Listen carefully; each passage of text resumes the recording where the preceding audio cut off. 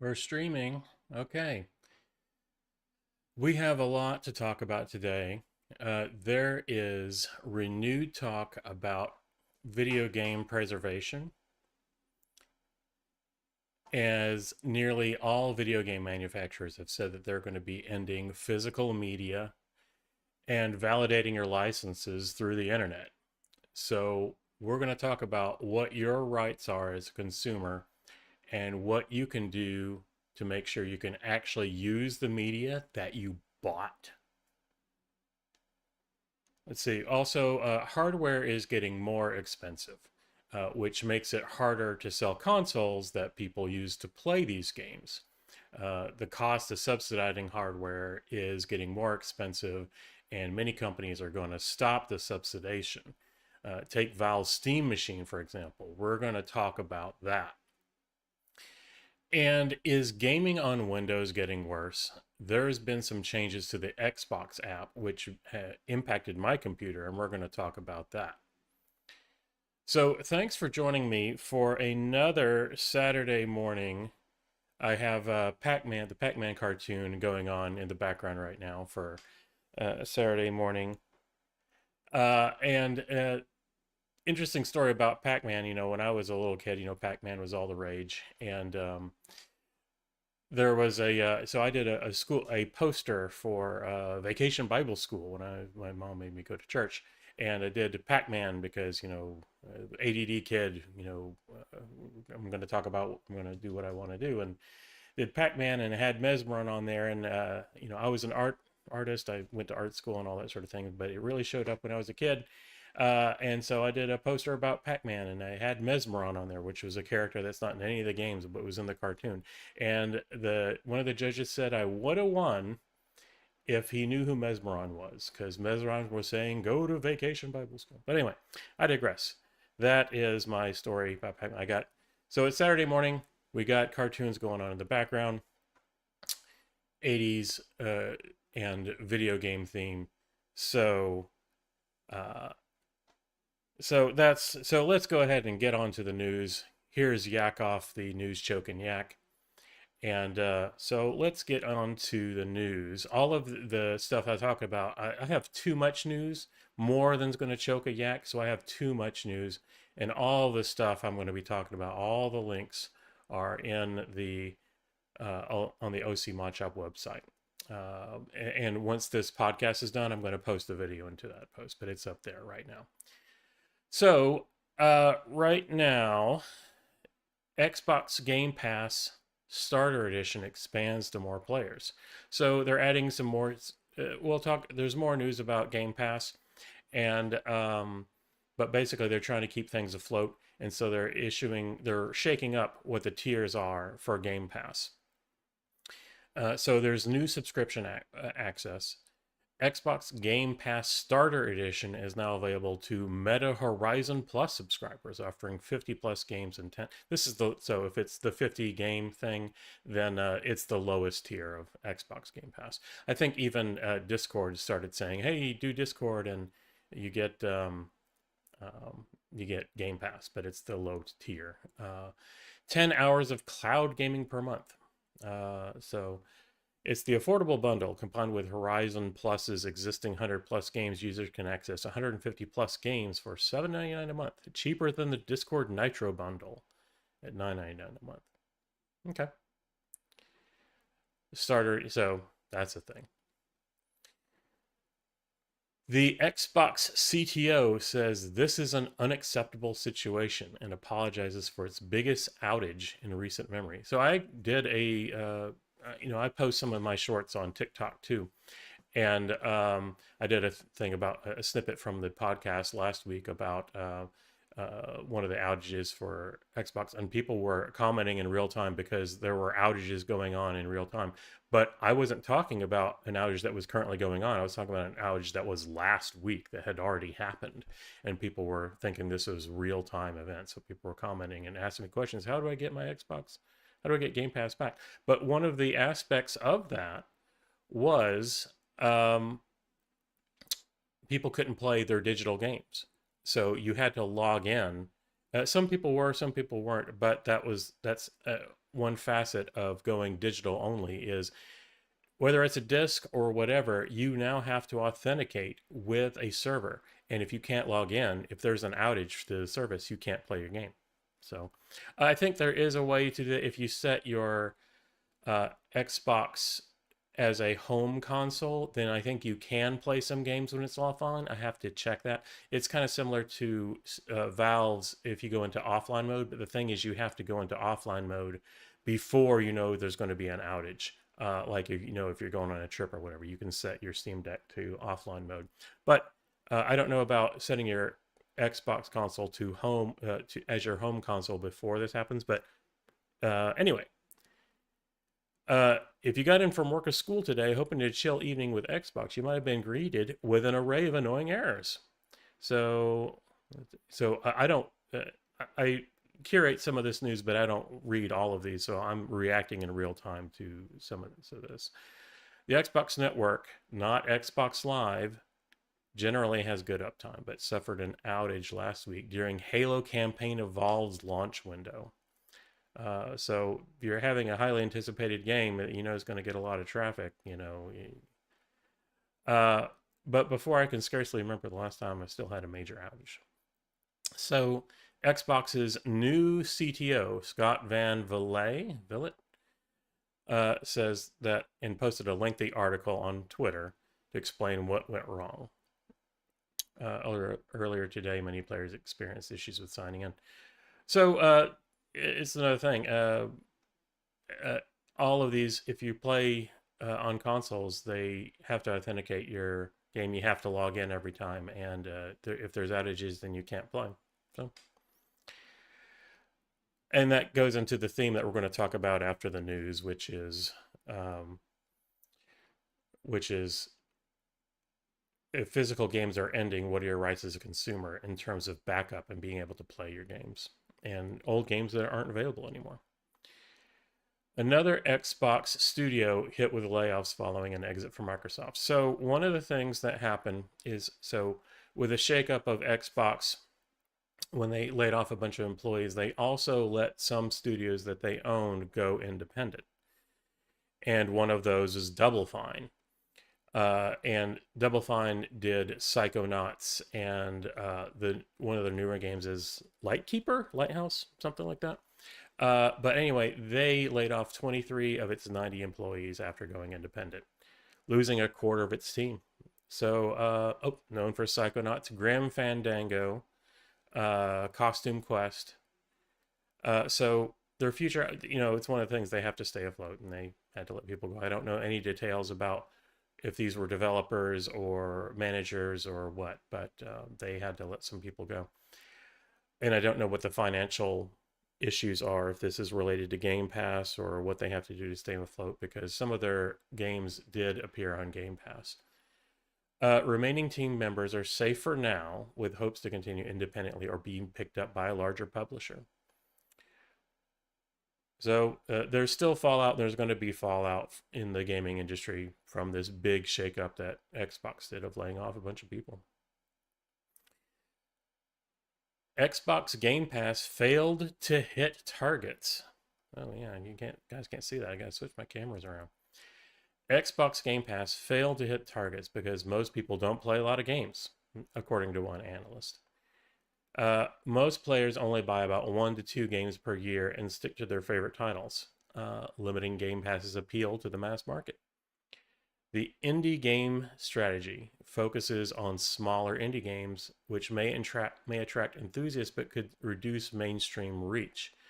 And that's one thing I commented about in the podcast before, is because more people are saying that they're going to PC. And there was a strong voice about that when Sony announced that they were ending physical media. Their analysts were actually seeing people going over to PC in response to that. And I think another facet of that is that PC have a lot of good, interesting indie titles that don't cost $70. So I think there's a couple of things. People may be doing a backlash.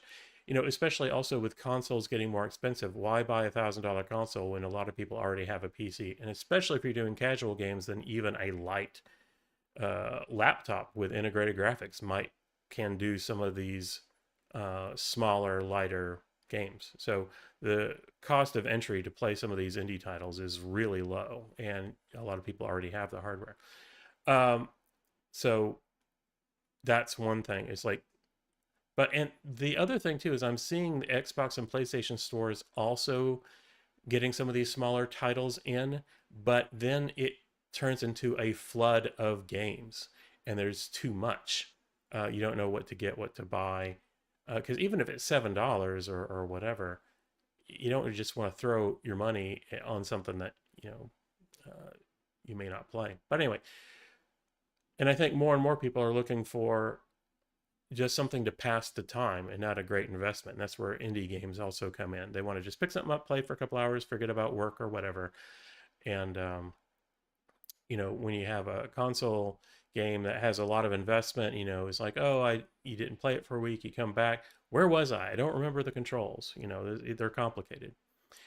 Anyway, for the future outlook, Microsoft faces the challenge of regaining subscribers after price changes, with no clear solution for making Game Pass a sustainable subscription model. There was a time not too long ago when Game Pass was seen as the future of Microsoft's gaming brand, if not the industry as a whole. And some publishers don't like Game Pass because they say that it leaves money on the table. And I've talked about this before, where Call of Duty is a big franchise. That's one thing that Microsoft spent billions of dollars to acquire Activision so they can do Call of Duty. And they said they're going to make it available on Game Pass. They were trying, but now they're saying they're not going to do that. They're forcing you to buy Call of Duty outright when it releases. They've already announced that. So Game Pass isn't the big attraction that it used to be. And they're having to change their prices for it to keep it afloat. According to the industry analyst, indie isn't the answer to Xbox's Game Pass woes. In fact, it just makes things worse. In my opinion, the primary reason Game Pass failed to hit subscriber targets is because the mass market simply does not care to play a lot of games.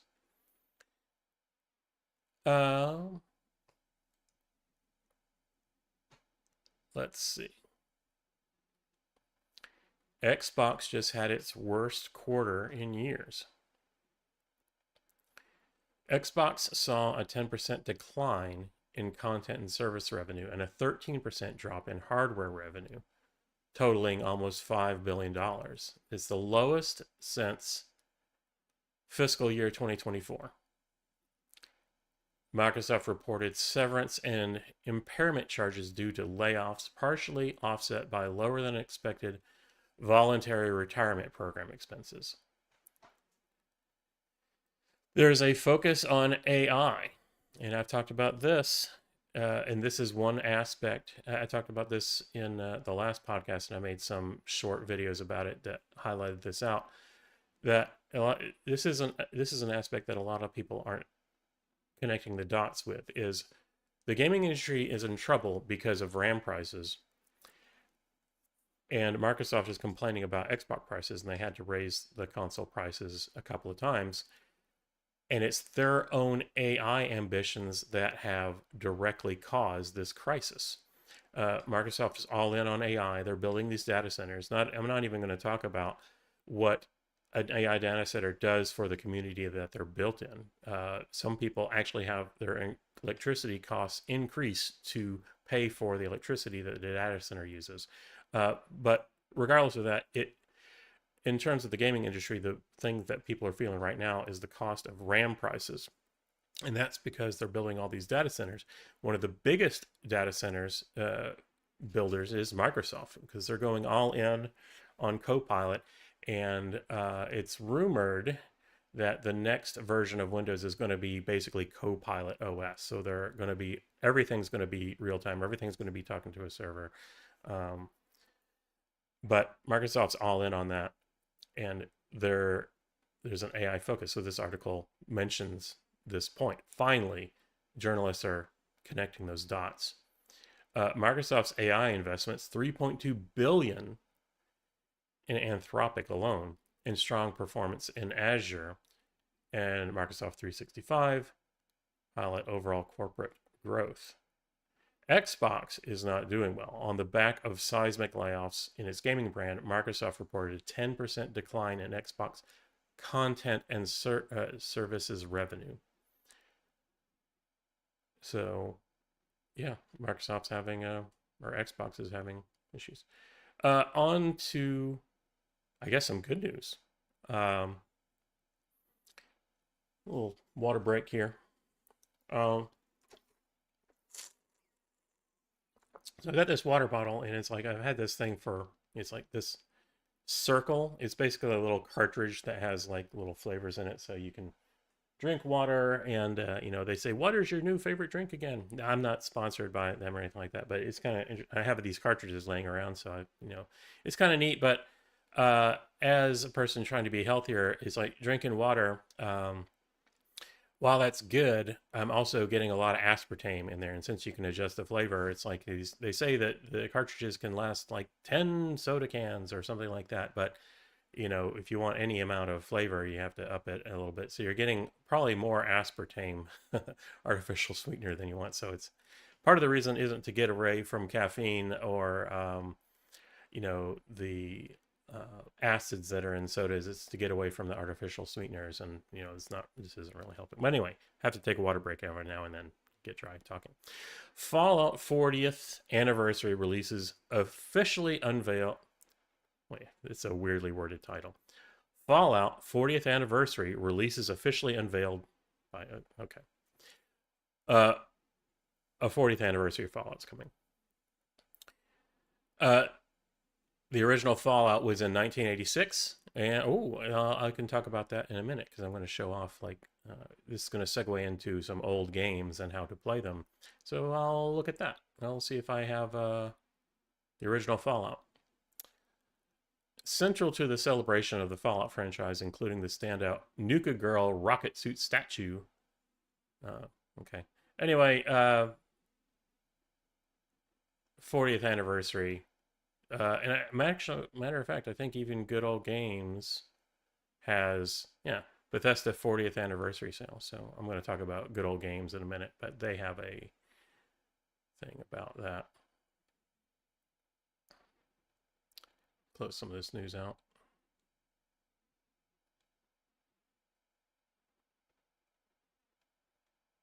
So, yeah. Gamepass July 2026. Major removals and notable new additions. So, Gamepass titles come and go. It's a subscription. It's kind of like Netflix. They're not going to have every title around forever. So, games rotate in and out. And so, several removals from July include Crusader Kings 3, Celeste, and they're leaving at the end of July. So yesterday. So they're not there now. This is August 1st. Strong July additions. They say the diverse set of new Game Pass titles, but they don't say what they are.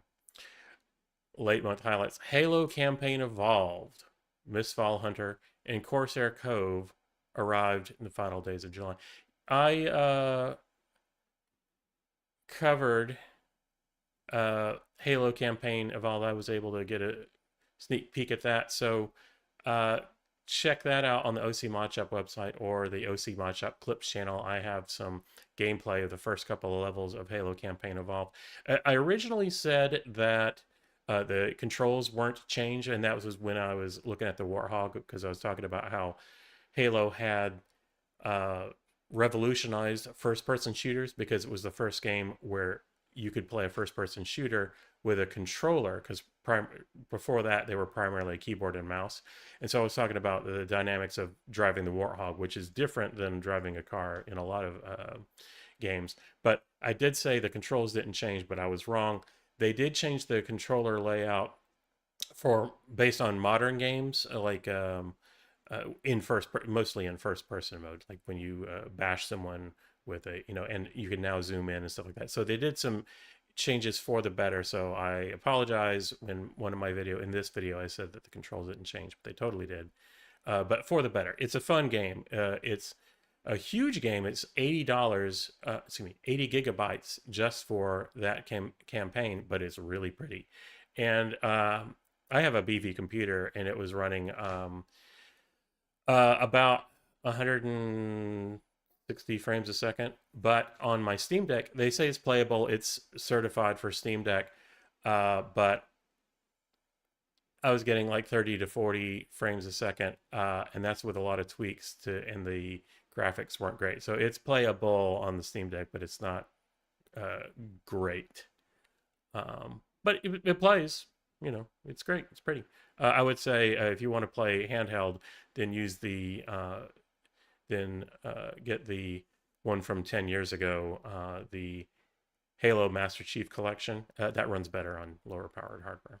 Not as good visuals, but it's playable. So yeah, Halo Campaign Evolved is on Game Pass. Xbox CEO details a 3-stage plan to return Xbox to growth. Okay, cool. Strength on the Xbox console experience. Turn strategic bets into growth. So Microsoft's trying to grow the brand. There's been a lot of shakeup. They've been trying to do some stuff. They did an Everything's an Xbox. There was an Xbox branded handheld. They changed the price on Game Pass. They've had to change the price of the consoles. We weren't sure if there was going to be a new Project Helix in a new Xbox console. What they're calling Project Helix, so things keep changing with Xbox. But at least they haven't said we're done with gaming. They made this investment 20 years ago, and they lost a lot of money. They subsidized hardware just to get into the gaming industry. And the Xbox is a brand for sure. So they're still in the game. So while we can complain about, oh, Microsoft's in trouble and blah, blah, they're trying to fix it, so that's good. Hopefully there's some things that emerge. Like, this is a good thing. Like when I did the VR headset articles earlier this week, there were a lot of people talking about why even do this. VR is a niche thing. And there were some gatekeepers and say, you're not a real gamer if you don't have what I have. But my point is, it's a good thing to introduce new hardware. That means more people are going to play. People are still in the game. So while you can talk about the CEO and, some of the mistakes or the fumbles Xbox has been making, they're in it. They're still here. They haven't thrown up their hands and said, we're done. Like some people have said Sony should do. Some people in the gaming industry, and I think I have an article about that, have said if Sony's going to end physical discs, they should just stop making hardware altogether. Xbox and Ubisoft reveal new partnership that brings free games to players starting today. So I checked that out. It's like I noticed that when I opened up the Xbox app, there was something about Ubisoft and it wanted me to connect some stuff.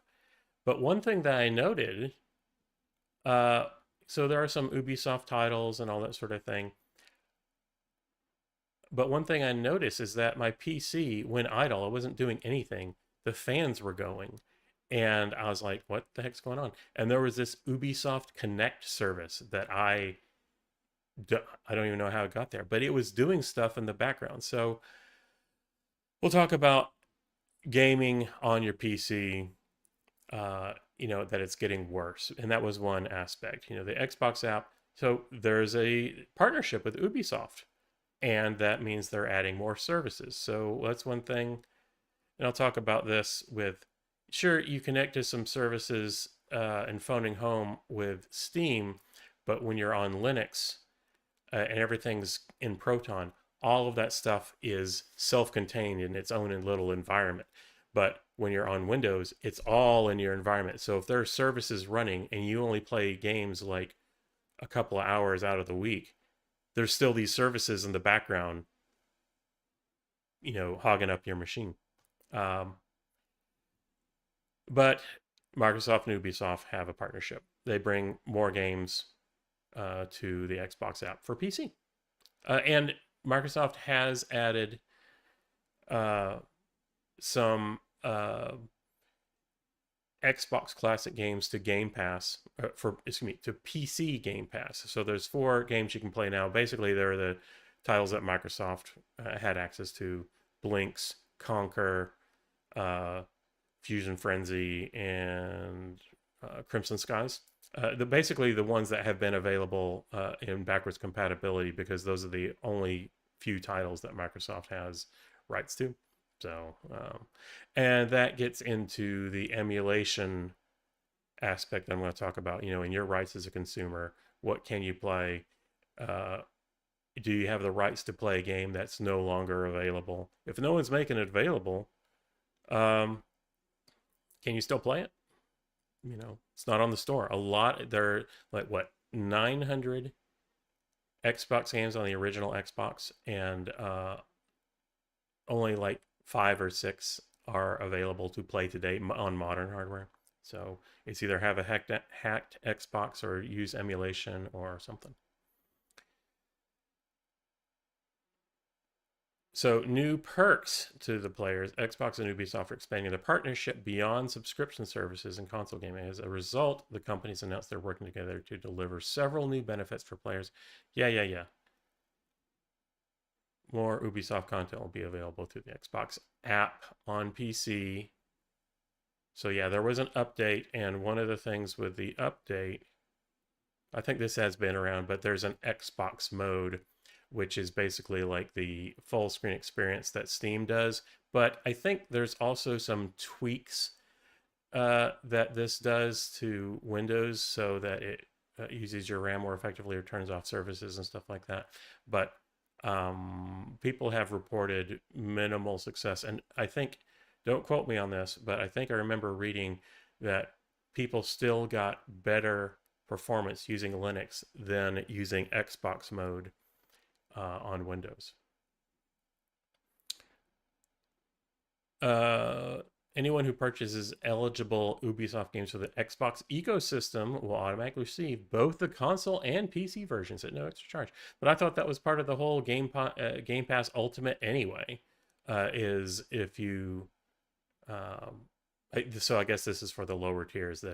So if you have a lower tier and you buy an Xbox, and buy an Ubisoft game, then you get the console version too. Okay, but that's the whole thing. Play anywhere. It's like you play an Xbox game.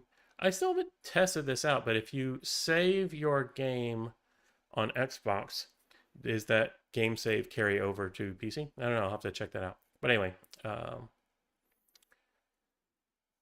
and so this segues into, let me look at my notes here.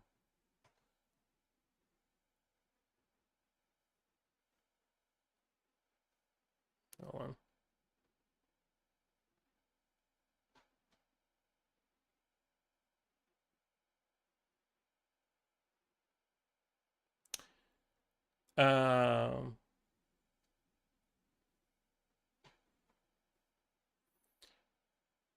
Yeah, Xbox mode.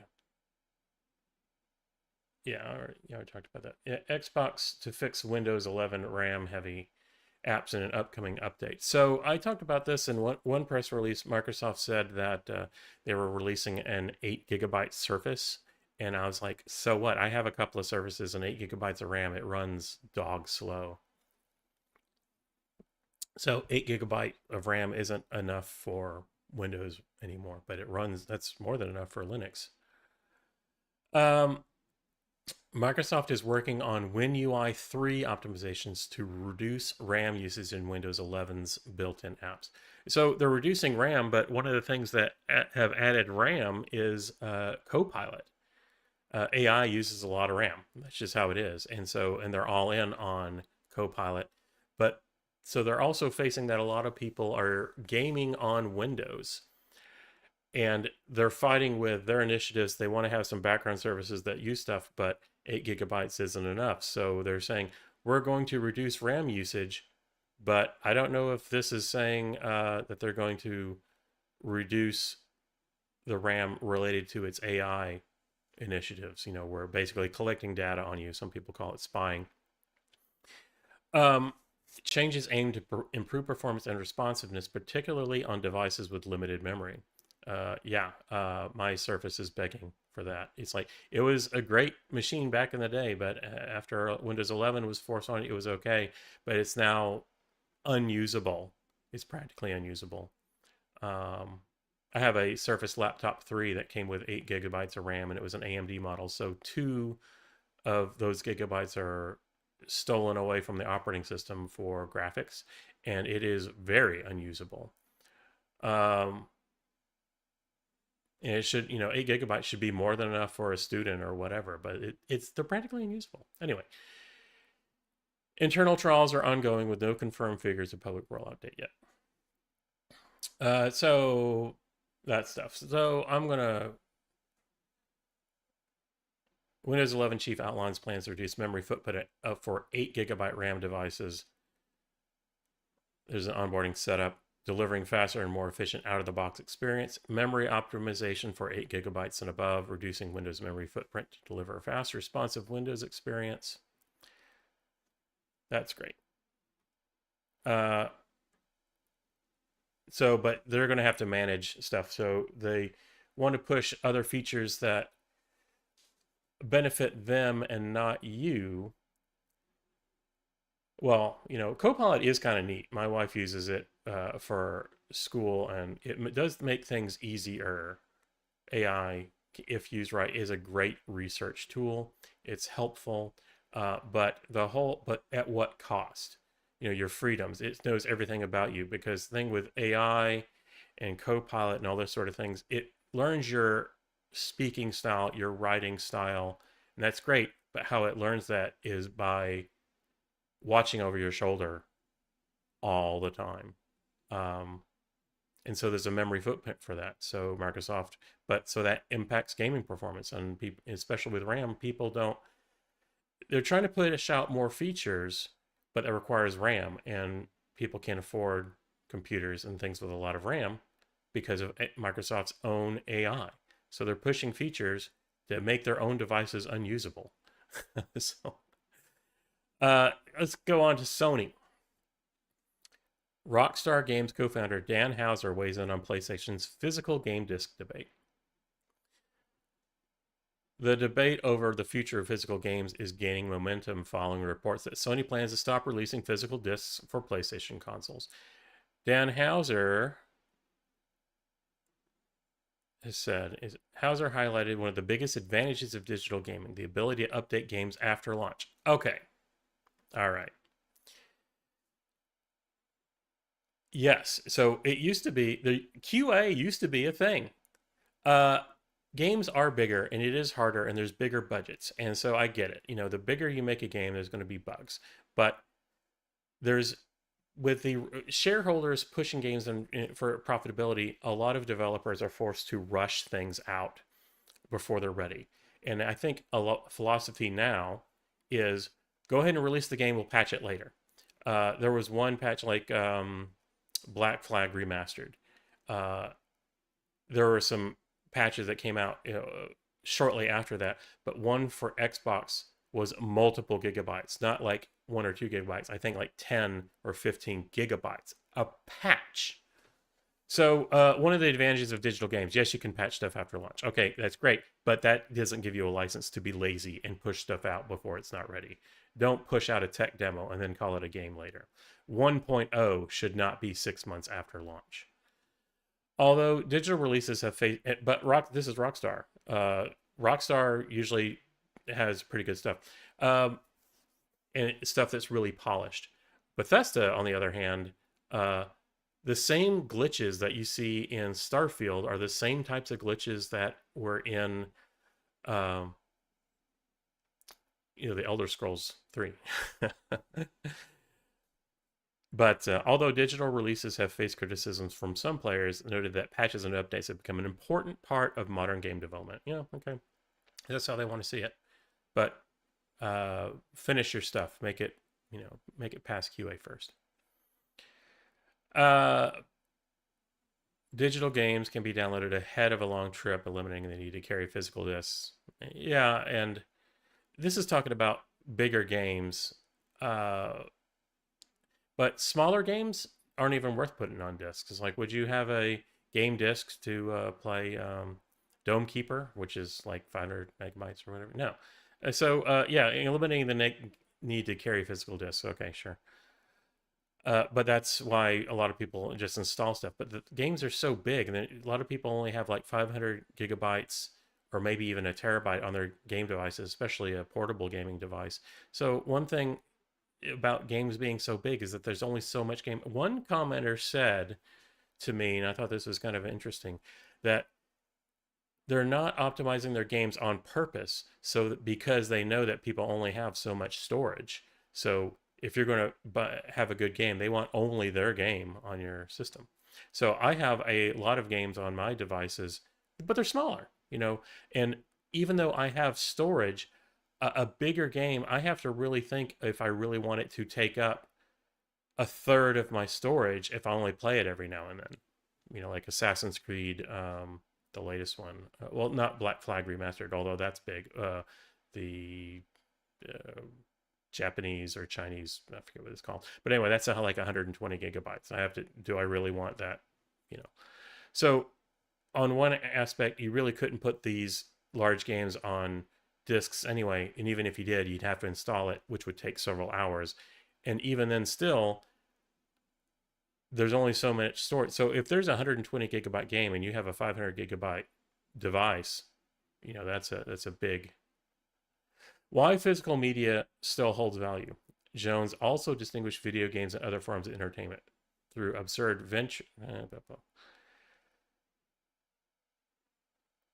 Two game formats serve different purposes. Digital distribution offers convenience, flexibility, and the ability to deliver updates, while physical products provide ownership, collectability, and tangible connection to the media itself. And there was a comment in one of my videos, and I think he nailed it pretty well. It's like we could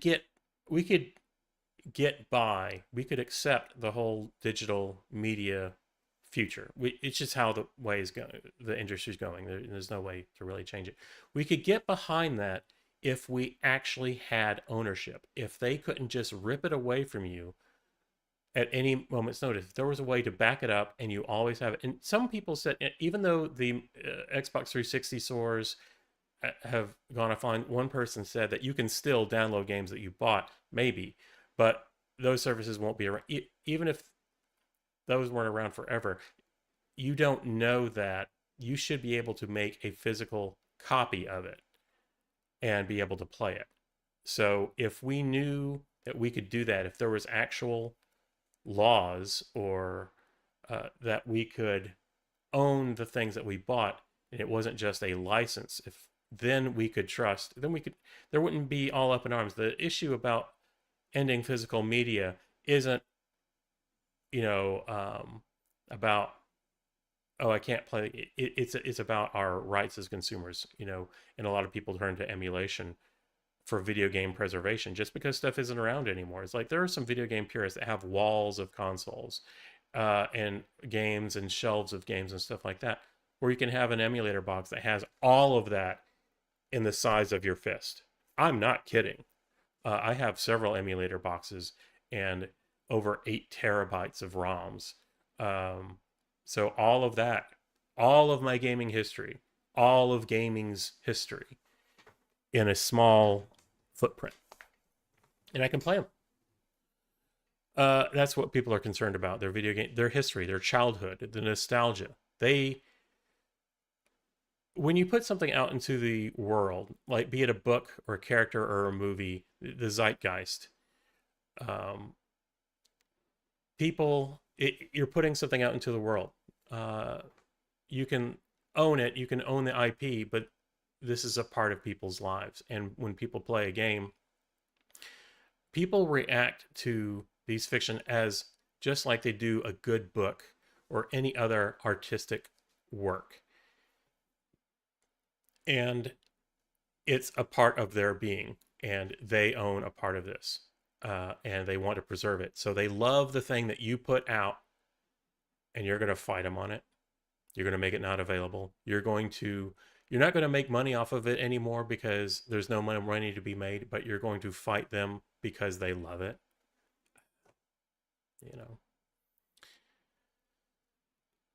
And so I'm going to stop talking about that. We'll talk more about digital ownership in a minute.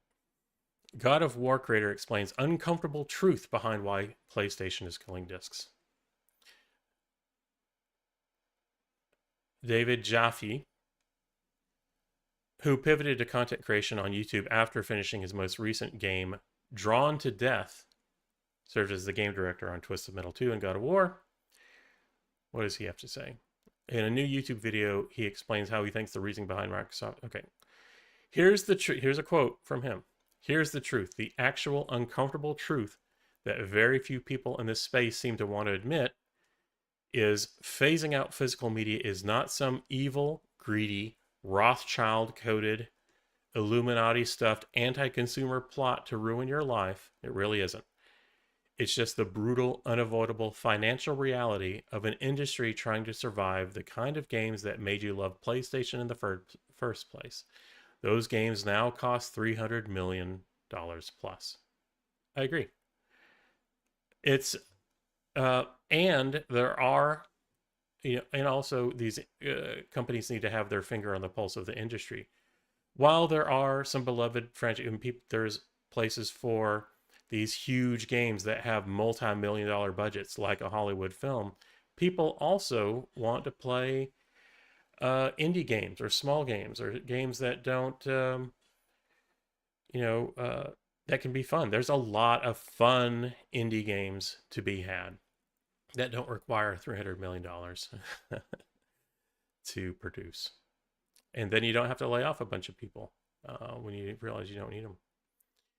Or when you realize that there's too much management infrastructure or whatever. It's a big juggernaut. When you have a lot of people to create something big, there's a lot of infrastructure, and sometimes business decisions have to be made, But and then when you let these people go, these indie developers, they find themselves in trouble, and they have to lay people off. Like I mentioned with DoubleFine, they became independent and they were struggling, so they let people off. Sony and Microsoft reveal August 2026 game line. So it's August now, August 1st, today. Sony and Microsoft revealed their August 2026 subscription lineups. So PlayStation Plus adds Dying Light 2, co-op adventure Big Walk, and retro-inspired survival horror Signalis. And Gamepass has Beast of Reincarnation, Monsters Are Coming, Sandistry, and Resonance, A Plague Tale Legacy. Ooh. With releases spread across August. So they're not available today, they're going to be coming out. Okay. Let's go on to Valve. Let me queue up some of the news here. Close some of this out.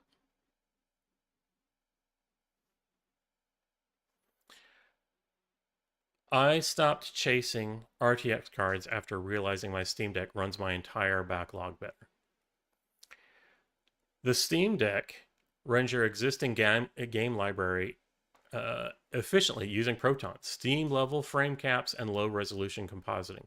And that's one thing I've said about before about the Steam Deck is it's a good playable experience. And even with your big beefy gaming PC, it's like you don't need to run 240 frames a second. If you're a big competitive gamer that makes money, okay, sure. Honestly, I can't see anything between. I've actually now gotten to the point where I can see the difference between 90 and 120 frames a second.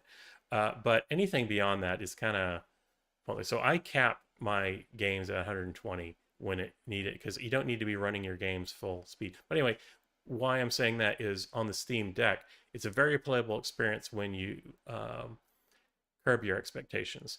Some games I need to run at 90 frames a second, like Dead by Daylight. But other games are perfectly fine at 30. And that also maximizes your battery and all that sort of thing. But anyway, the Steam Deck runs your existing game library effectively using Proton, use system level frame caps, and low resolution compositing. With Game Scope, and there's a smaller 1280 by 800 display, and that's another thing is people say the Steam Deck has lower powered hardware, and I'm like, and it also doesn't have to push. And it also has to push 4 times fewer pixels, because a 1080p display on another handheld, that same handheld has to push 4 times more pixels, and you're not really going to see the difference on a screen that small. I mean, you can if you pixel peep, but anyway, it's maybe slower hardware, but that's fine because you don't have to drive so much. The Steam Deck is one of the best handhelds because of Steam OS, and it doesn't make you push your games harder than you need to. It's all about playing games and having a good experience, and that's what it's about. So this article talks about the Steam Deck and how it's a great way to play your back catalog of games. And I do that too. I check out games on the Steam Deck when I'm done. I don't have to sit down at my desk and feel like I'm working. I just pick up my Steam Deck, go on the recliner, and play some games. Check them out. And sometimes I can easily record game footage. It's like, oh, this is great. My viewers are going to want this, or I'll use this for a review or something like that. I just record it right there while I'm sitting down, relaxing. It's great. The Steam Deck experience shifts focus from GPU upgrades to software gains. A veteran PC gamer found the Steam Deck eliminating the need for constant, costly GPU upgrades by running their backlog efficiently. Is this the same article? Steam Deck Software Edge challenges RTX upgrade mindset. Yeah, and a lot of games don't really use ray tracing, and even when they do, it's kind of hard to tell if RTX on or off or whatever. A lot of games play just fine that look good on the Steam Deck, and there's ways to with some Decky plugins to get even more performance out of it. I've talked about this before. I use lossless scaling for some frame generation, and there's other plugins, like if you have to have DLSS, there's ways to trick the Steam Deck into thinking that it has an NVIDIA card on it, and then you can use DLSS. But from my experience, and you have to tweak and experiment, because you have to add some command line extensions to get it to run in that mode after you've installed the plugin. And so I've experimented with using FSR3, FSR4, and DLSS. And from my experience, most of the time, just use lossless scaling.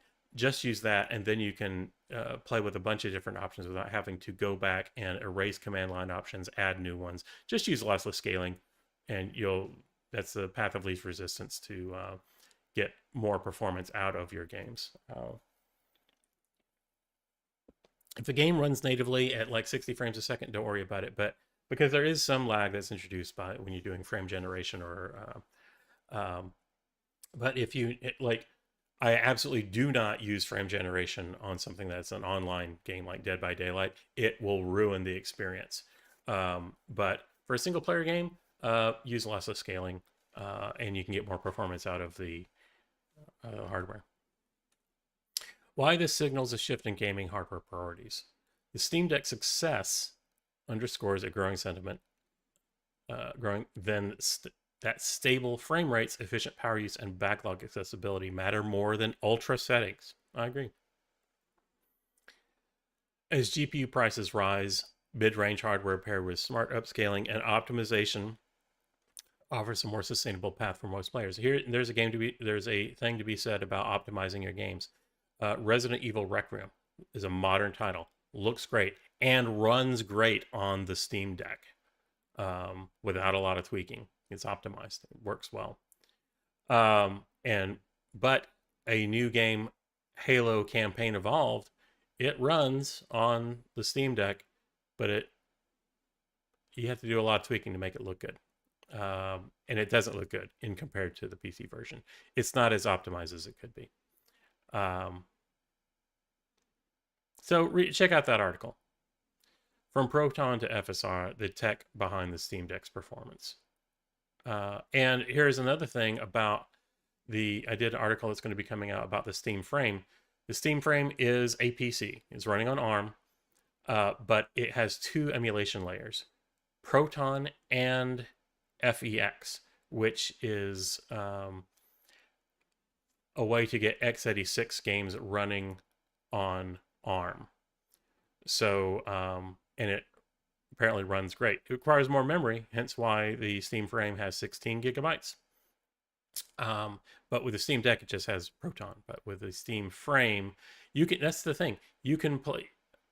The Steam Frame can be basically a Steam Deck for your face, because you can play. You don't necessarily have to play VR games on the Steam Frame. You can play any game on Steam on the Steam Frame. It's just up on your face. But it has to have two emulation layers, Proton and FEX, because it's an ARM chip. So, yep, FSR 3.1 supported natively on an RDNA 2 iGPU, which is on the Steam Deck. FSR 4 is RDNA 4 GPUs only, cannot be accelerated on a Steam Deck. But, like I said, that is a moot point if you use lossless scaling. You don't have to use FSR. There are other frame generation technologies that work with any GPU. Just use lossless scaling. Linux developer introduces a feature that can boost Steam Deck's 1% low frames per second by 31%. Let's check that out. Recent Linux driver patches, including the new EP boost feature for AMD's P-State, can improve the Steam Deck's 1% low frame per second by up to 31%. How do I get it? Let's install it. A number of recent Linux driver patches have reportedly resulted in significant performance gains for the Steam Deck.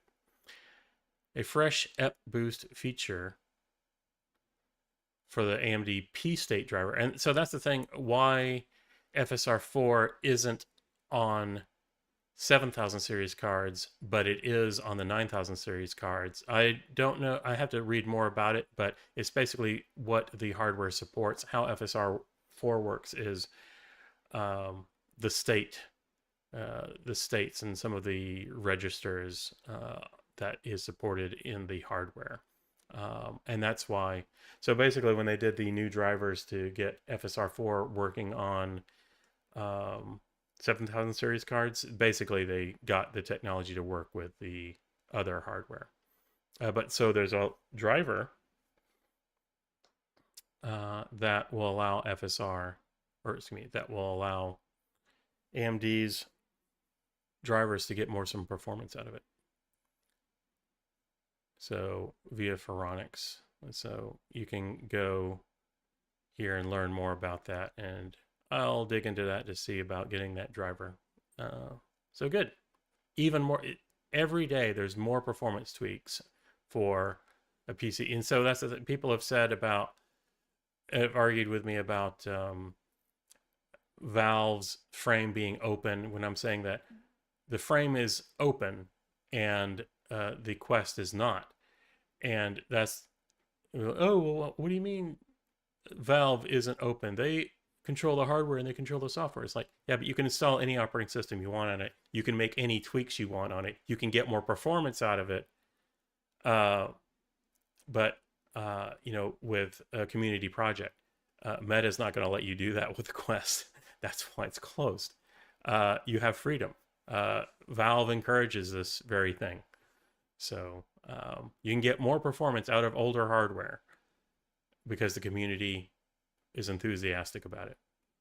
Meta's answer to, you want more performance? Wait till next year when we release our new expensive thing. That's their answer. Steam Frame, a good segue. Steam Frame launch is nearing as the chip price hike looms. The Steam Frame now has 42 officially certified games, including Valve's pre-launch preparations. Qualcomm will raise the Snapdragon 8 Gen 3 chip, which is what's in the Steam Frame, prices after September 1st, which could increase the headset's retail cost for future production batches. We don't know how much it's going to cost. We're expecting around $1,000.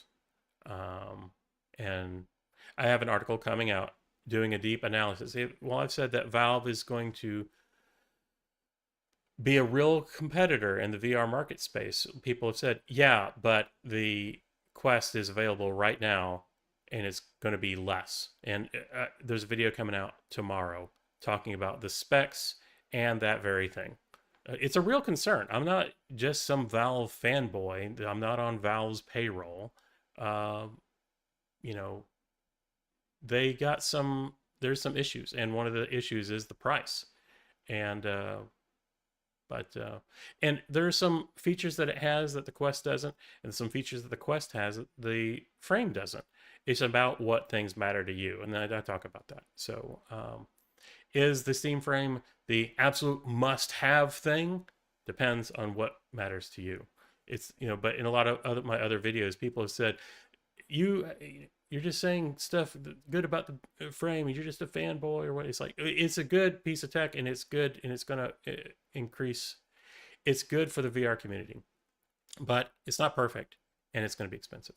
So, but it could get more expensive if the prices get more if the chips get more expensive.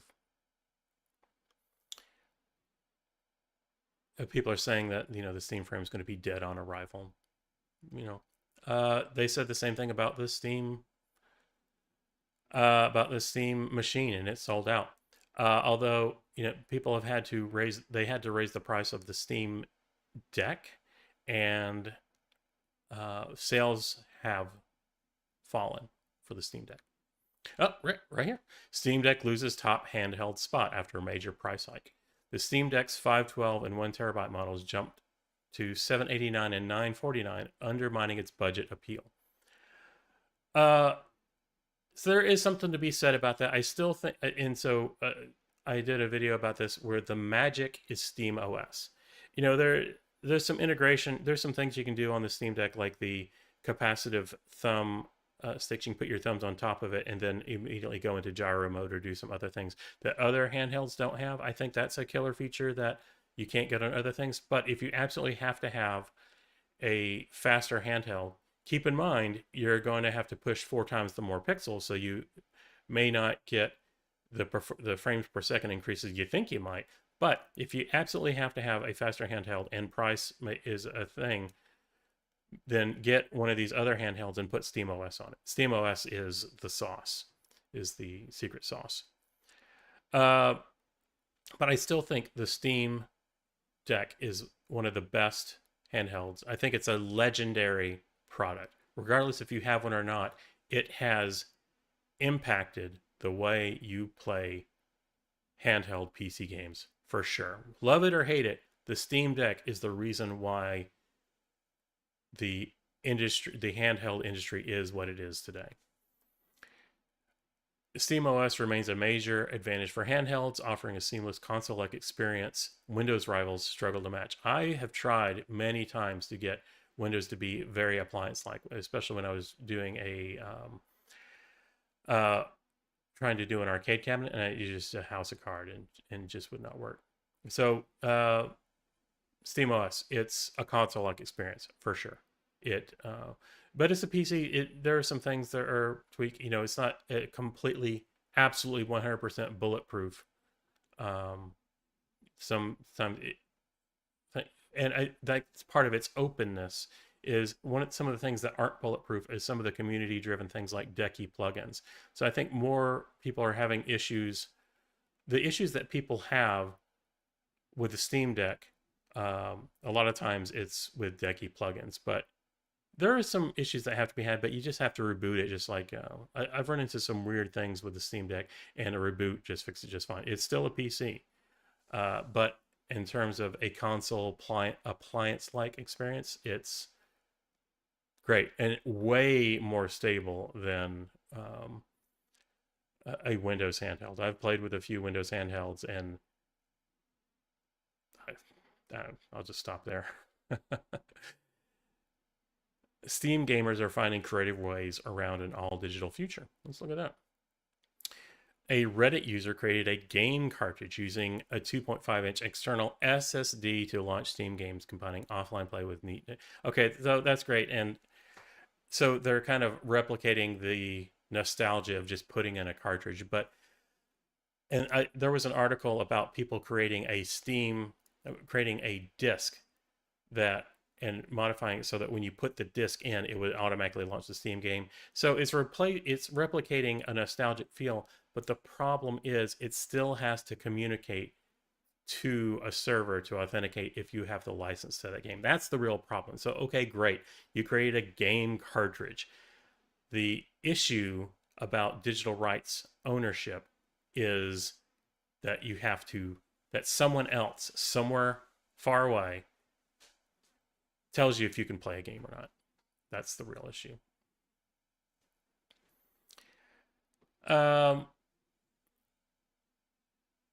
Look at my notes here. Yeah. It can be installed to a cartridge and mapped to a drive 1,000 miles away. And there might be a way to trick the system into thinking you have a physical thing, especially in Linux where everything's a file. But you can't play if the system is down or if they rip it away from you, like talked about with Xbox and their system being down. And Steam has problems sometimes too. I have an article coming out next week about Steam, how to fix a Steam error in the Steam client. But services go down. The problem is you can have a physical backup copy all day long, but as long as you have to authenticate to play the game every time, this is still going to be an issue. Okay, great. That's great. You create a backup, but it's a moment frozen in time. You're not going to get the patches and updates, especially if people are putting out beta software and then they patch it later on. It's not going to be there's going to be issues with that game. You have to authenticate. So yeah, you can make a backup copy. Sure. You can make it look like a cartridge. Sure. You can make a disc. But as long as digital rights are going to be a thing, as long as we still have to phone home. And I want to be talking about that. There's one service you can use. I'll just go ahead and say it. Good Old Games. When you buy a game from Good Old Games, it doesn't have to phone home. You can play it without having to phone home. You own it, even though it's a digital copy. You download it. They don't mail you a disc or anything like that, but you own it forever. It's yours. It doesn't have to phone home. They can't rip it away from you. Then there's other tech news that I'm not going to talk about because I'm already an hour in. So the main thing that we're going to talk about is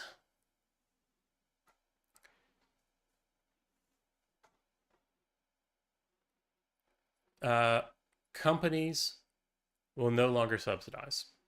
So people are saying about, because like right now people are saying that the Meta Quest is cheaper than what the Steam frame is expected to be. But here's the thing, in Microsoft did an investment to get the Xbox into market, and they're now profitable with it. Well, they were profitable with it. They're struggling to stay afloat, but there was an investment cost. Meta lost billions making the metaverse. They lost $80 billion from 2020 to 2025. In 2025, Reality Labs generated just $2.21 billion in revenue while losing $19 billion. Meaning the costs outstripped incomes by nearly 9-1. Microsoft is more profitable, and they did weather the storm to make Xbox a brand, and they started to profit eventually. And it's likely with the cost of RAM, the chips, that they'll no longer subsidize consoles. And people are saying, especially in the comments about my VR headset videos, that Meta subsidizes the cost of their headset. They're not going to do that. I'm predicting they're not going to be doing that, especially if the Snapdragon chips have already said they're going to start being more. MetaQuest, the 4, isn't going to be coming out until holiday next year, likely. So it's going to be more expensive. They're going to have to put more RAM on it. If it's going to compete with the Steam frame, they're going to have to do some other things. Microsoft's probably not going to be subsidizing the new Xbox. PlayStation probably isn't going to be subsidizing the PlayStation 6. Uh, Companies are going to stop subsidizing because people are finding ways to, because the reason that they would subsidize is because they lock you into their ecosystem. And with people doing backlash of digital rights, people are playing alternate stores. Xbox has said or hinted that the Project Helix is going to be like a PC console hybrid, which means you could install any store. And if that's the case, if they can't lock you into their ecosystem, they're not going to sell you their hardware at a loss if you can do anything with it. They're not going to be, they can't count on making money from games. So that's going to be going away. Let's see. You could take their hardware and run. So people are up in arms about physical discs being taken away, and that's the market trend. I talked about that in the one of the news articles. And there's a lot of facets as to why discs are dying. It's a market trend. People don't buy Blu-rays or DVDs anymore, but instead watch all their movies from streaming. Home theater enthusiasts are the small niche that want the full quality. Do you remember DivX? Not the video technology, but that was a, but the DVD alternative from Circuit City. That was a disc that you could buy, a physical disc. You owned it, and you could watch anytime. You owned it forever, but it phoned home every time you wanted to play it, and it would charge you. It had a modem in it, and so, but that basically bankrupted Circuit City. So there's some legal angles to, if buying isn't owning, then piracy isn't theft. Where's my pirate logo there? According to the Digital Millennium Copyright Act, piracy is really more of copyright infringement than stealing. And people have been talking about this for years, about, Napster and copyrighted music, and, it was a criminal act. And so, because the whole thing about the disk sharing thing and Microsoft's disk to digital thing, I've already talked about that a lot, but the use case was, when people were saying the use case was convert it to digital and then give it to your friend or sell it or whatever. And people are like, that's piracy. I agree. But it's not a criminal act. According to the Digital Millennium Copyright Act, making a copy isn't piracy. It's a copyright infringement, which isn't criminal. A copyright infringement is not criminal. You're not going to go to jail for a copyright infringement. So the scary teeth out of making a backup or using a ROM from 20 years ago, it isn't the scary thing like people are saying, like it was. It's like, you're going to go to jail. You wouldn't download a car, would you? Oh, that's a stupid comparison. That commercial was silly. But there's my pirate flag. I wasn't even showing it.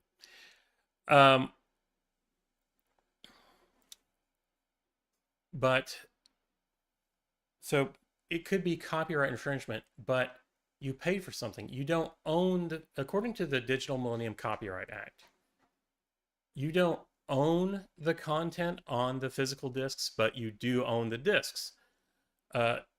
Companies have seen it this way. For them, it's been black and white for years. They own the content, you might own the discs, but there's no way for them to enforce going in and taking your discs away from you. But because you have a license to the content that they can revoke at any time, that doesn't mean that you can just play the disc, and broadcast it over the internet or show it to a bar. Like even the NFL has they protect their IP ferociously. You can't just play an NFL game without their consent. Same thing for if you own a DVD, you have a license to it. You own the physical disc, but that doesn't mean you can uh, make money from it or sell it to a bar or excuse me, or broadcast it in a bar full of 200 people or whatever. Um, they just have no way to enforce if you're playing a movie with a room more than 5 people in it. It's like, oh, you have to pay us money because you're broadcasting it to more than one person. Uh, but here's the thing: regardless of digital ownership of what you own or don't own, the fact that an inserted disc has to phone home first should terrify everyone. That's just like the Circuit City thing with DivX, which eventually sank them. And this is a different time. Now everything spies on you, including your smart TV. Your smart TV, people are saying, well, why are smart TVs so cheap? TVs are cheaper than they've ever been, really. Uh, because people are making money off of you, just like Facebook makes money off of you because you're the product. Your smart TV makes money from you by taking screenshots of what you watch. They're collecting data from you.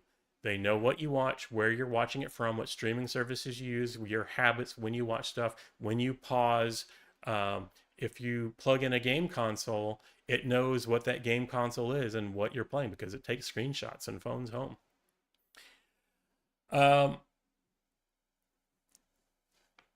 Get to my next point. So that's the thing with content. The content is intellectual property. And that's one reason why Nintendo is so litigious, because they learned that if they let any small infraction slide, then that paves the way for people to use it and eventually abuse your intellectual property. Nintendo was sued by Universal a long time ago because of Donkey Kong, because their similarities with King Kong. But Universal lost because they didn't use their IP for so long, so it kind of became considered public domain or fair use. So the lesson learned from Nintendo is they're never going to let that happen to them. Even though they benefited from that, they're not going to let other people do that to them. And so that's why they defend their copyright and their IPs. So even if you own something like a cartridge or a disc, technically you own nothing, even if you possess the physical disc. And possession is 9/10 of the law for sure. There's no way that anyone would tolerate these companies coming into your house and taking discs away from you. But that's kind of what's happening when you have digital only.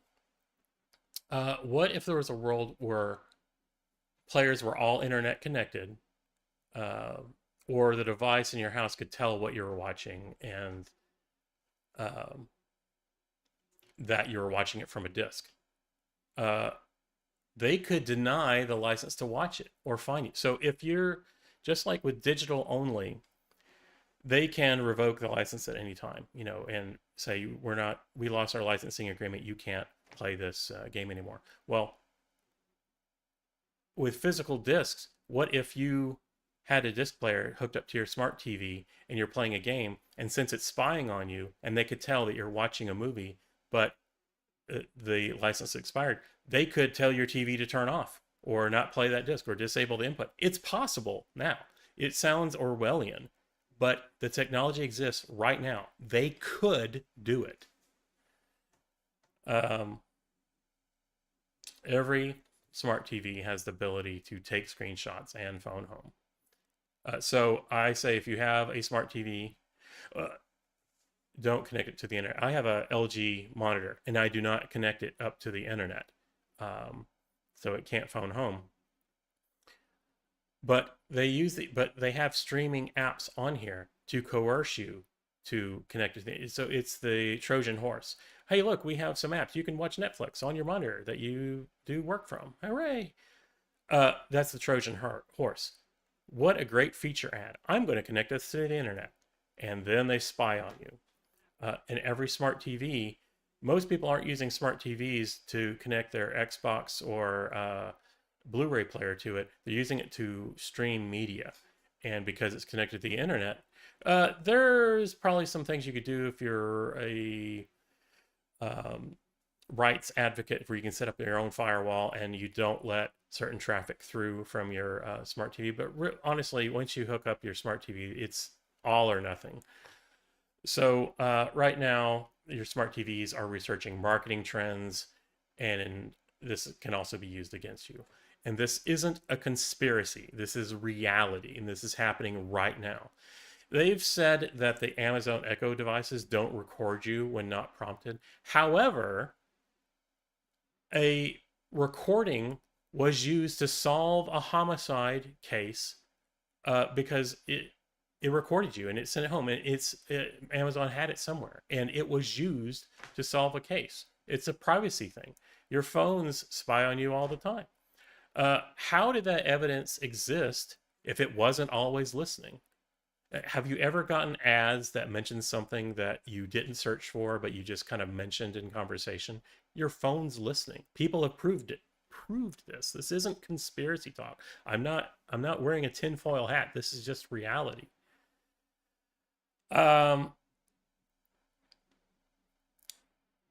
Sharing games and sharing digital games. There is a thing about a Steam family plan, and there was one commenter that, because I was talking about that you could use, if you bought a Steam machine, then you could play with your kids, and they were saying, oh, well, I have to buy 2 copies of the game. I can't just use one.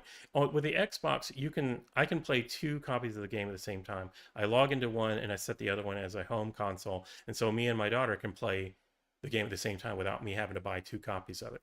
But with Steam Family Plan, most newer titles are not on the Steam Family Plan. If I play it, it's my daughter doesn't have access to it at all, much less, or she would have to buy it. It's not part of the plan. If I get it in the family plan, then she doesn't have access to it. She has to buy her own separate copy. And if we want to play games that are on the Steam family plan together, we still have to have 2 copies. So if you're done with a game or just don't like it, in the past, you could just give that disc to someone else or sell it. But with a new system of having to phone home, whether it's a digital copy or having to phone home, you can't transfer a digital license to a game or to your friend if they're having to phone home. If you do a disc to digital thing and they tie that disc to your account, it has to phone home, then you lose your rights as a consumer. It's like people could say it's piracy to tie a game to your account and then sell the disc to a friend or just GameStop or whatever, but that kind of ruins the third party market, which is what the companies want. They want to ruin the third party market because they don't make another dime after the game is sold twice. You get some of your money back, but they don't get. But with this system of tying a disc, if that's a possibility, then you can't just sell it because there's a risk that that copy has already been claimed. Just like I read about where, because Nintendo would ban some Switch 2s, people would try something, they'd get banned, and then they'd return it to the store, and and then they'd resell it. And some people said, "This, you sold me a bricked console," because the thing is, these resellers can't trust that products brought in by consumers are actually usable or working. You don't know until you put the disc in and see if it phones home and see if you can play. That's part of the rights that we're losing by, whether it's physical disc or a digital copy. The fact that you have to phone home to play it is the problem, not ending physical disc support. So if they're doing physical disc support, they can keep it around forever. But if it still has to phone home, it's the same as not having the issue is with, we as rights don't have rights. We don't. So, and that goes into, can you make a backup copy? There was an article I did earlier about disk rot. Your games will die. Yeah, right here. Your games will self-destruct. Games will die. Even pressed discs are going to die. So can you make a backup copy of them? If you have the physical disc, and you make a backup copy on your hard drive and you play it through an emulator because you know the disk is going to die at some point. But then the disk does die. You don't own the physical copy anymore. Do you still have the rights? Even though you bought it and you threw the disk away because it was destroyed, how can you, is anyone going to ask you to prove that you have rights to it? These are some of the things. People are turning to emulators. With PlayStation announcing that they're going to be ending physical disk support, people are saying, well, we're going to do that. Has increased interest in PlayStation 5 emulators, because then people want to be able to play their PlayStation 5 games if they're not going to make them available. So that's a real thing. How do you prove that you have rights to play the game that you bought, you paid, or to say, paid money for? I think people are getting caught up on, I bought this. It's like, but it's a license. You have something physical you can show for it. It's like, I bought this. I have a physical thing. So I paid money for this is a different thing. And legal issue. You paid for a license. Do you own it forever? Is the license revocable? Can they enforce it? Can you make so it distills down to, can you make a backup copy of something that you paid money for? If they take it away, if you buy something from the Amazon store and then make a backup copy of it, and then they take it away, but you can, since you made a copy of it, you can still play it. It's not phoning home. But if they had a way to enforce that you still had to phone home even with a backup copy, how does that work? So I think this also encourages non-optimization and good enough development, because if there's no physical copies, they don't have to optimize. I talked about this earlier. They don't have to optimize. They can always patch it later. And when you have a physical disk that doesn't phone home, that doesn't require updates, then it has to be final. It has to be the final product. So here's some of the good parts of digital games. It's always an evergreen copy. It can install faster than playing off of a disk immediately or even downloading it. Here's one thing that people aren't thinking about. Is like, with DVDs, there were DVDs that were region locked. So if you bought a disc from Japan, put it in an American player, then it wouldn't play. So, but with digital games, they're now region locking accounts. So if you buy a digital game and you're in a different market or a different console, then you may not be able to play the game that you bought. So that allows them full control and opens the door for this kind of thing. Granted, physical discs also have region locking, but when you buy a digital game, it can be region locked. They can put control on it because they're always phoning home, and they can change the deal at any time. So how can you actually have a DRM free copy that doesn't check on the server every time you run it? Well, that's where Good Old Games comes in. They actually let you have an internetless copy. You can buy games on GOG, but if it's DOS, a lot of things about GOG is there's a lot of DOS games. And, whoops, it's the wrong window. And that's where DOSBox emulation comes in. It's like, sure, you could buy something from Good Old Games, but there's some things that don't exist anymore that you can't buy anymore. But that's where Exodus comes in, ExoDOS. You can search for it, and there's a torrent for it. And there's a, like every DOS game ever made is on here. And it's like Fallout. Yep, Fallout from 1990. You can play it DRM free. So there's something to be said about having it so this is part of the retroware that I'm talking about. Is let's talk about some games.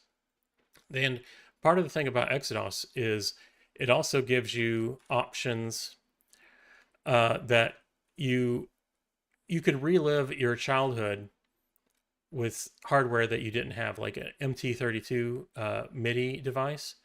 So here's the Legend of Carandia, book one.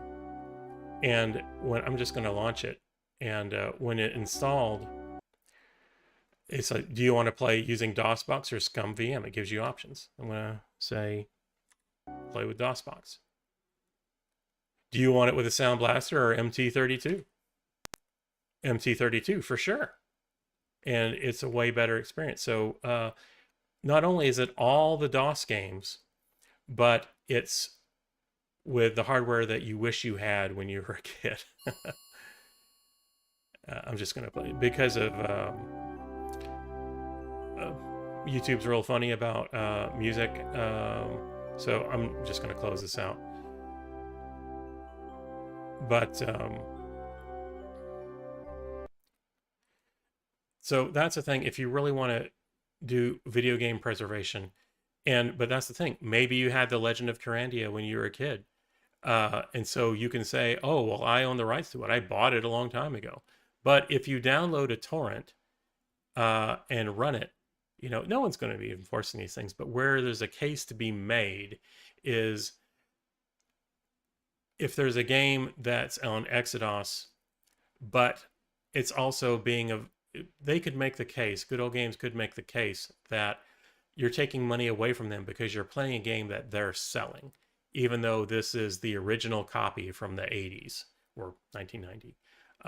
So that's one thing that Nintendo says is like, if you're not going to be making it available, there was actually a article about once companies made things available, piracy of that thing went down. So make it available. But the entire back catalog of Nintendo NES stuff isn't available on virtual consoles or on the Switch or whatever. But people who are collectors, have every Nintendo game or every Atari 2600 game, but they're not making them available. But now with the Atari VCS and all this, there's money to be made by introducing some old games and stuff like that. But basically, do you own something that, I owned it in the 80s. I can play it now. Well, do you still have the physical copy? I bought it. The whole thing about digital rights. But a lot of these things, you don't necessarily have to get it from Exodus, but you can get a lot of these games from the Internet Archive. They're in the public domain. It's in the zeitgeist. So Exodus is a torrent that you can download that has all the games you can pick from a list. And yeah, if it's not on GOG or it's going to be on Exodus, you can get it from the Internet Archive. On Exodus, it's compressed, so it installs the game. If you haven't played it before, it'll extract it. So if you're a retro DOS fan, I would check this out, because some of these games don't translate well with a modern operating system. It has to be running in DOSBox. And even Steam, when they offer some old games, they run in DOSBox. And they don't work well on... So I have an emulator PC, but I don't have old DOS games on the emulator PC because it's meant to be used with a controller. And a lot of these games require a keyboard and mouse, and had complicated... where you had to know the keyboard layout to be able to play the game. So that's that. So articles this week.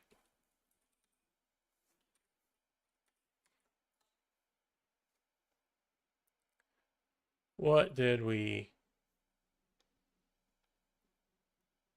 Let's go to the videos. As we talked about, physical games are dying. They're going to self-destruct. The forgotten Xbox games are now on PC.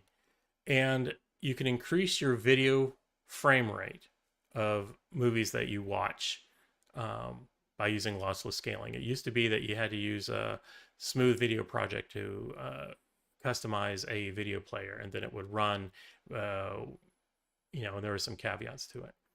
And I also did a video on finally getting Nintendo 3DS games running in stereoscopic mode on your Steam Deck. And it also plays Virtual Boy games in stereoscopic 3D. Most people have not experienced a Virtual Boy in 3D because no one had them and it died so quickly. But you can now experience that with your Steam Deck. Just plug in a pair of AR glasses, and I think it would even work on VR glasses, since basically you have an independent display for each eye. Anything that has an independent display for each eye, you can experience stereoscopic 3D. Articles next week. So I'm going to be talking about the Steam E502 error that some people can get with the client. I have the AYN Thor handheld, which is a 3DS successor. It's a modern 3DS successor that runs on Android, and I have a full review on it, and I show that working and games running on it, and it even works in stereoscopic 3D mode. So you can play your old 3DS games in stereoscopic 3D on a handheld that mimics the 3DS style and look. I also have a video coming out about that's doing a deep dive into the Steam Steam frame versus the Meta Quest 3 specifications, because there's a little bit more.